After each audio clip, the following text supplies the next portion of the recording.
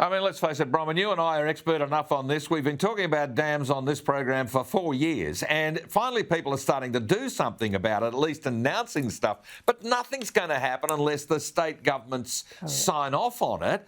The Enterprise Townsville people have told Labor it's going to be another Adani if you don't get your act together.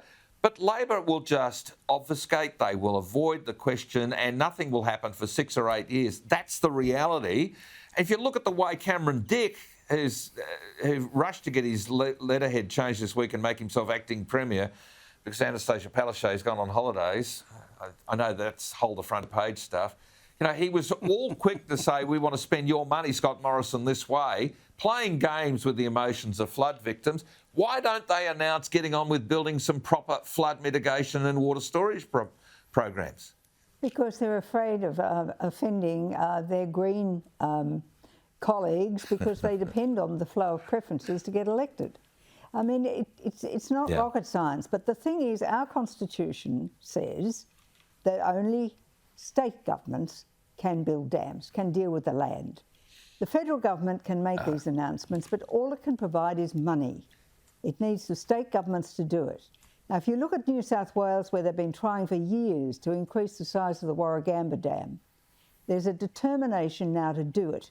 And it's now in the final stages of getting rid of the last bits of green tape. And I believe it will happen because there is a will to do it. Yeah. But what we need is in Queensland for that Hell's Gate Dam to go ahead. And the benefits of it are just fantastic. Fantastic. Enormous. And they're enormous in terms of enriching agriculture, of jobs for people, of opening up regional Queensland in such a way and with such prosperity.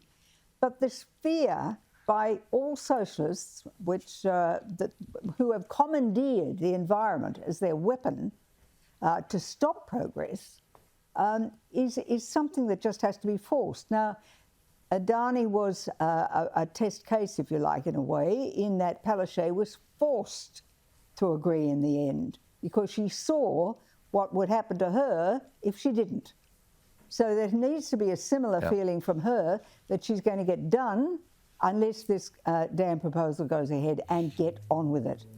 So I think the idea of asking for help in building good dams and all of that is splendid, but we have this constitutional problem, and it means you have to have the muscle to force socialist governments who are so addicted to environmental arguments that said, no, you can't do this, that they have to be forced into a position where their survival depends on it.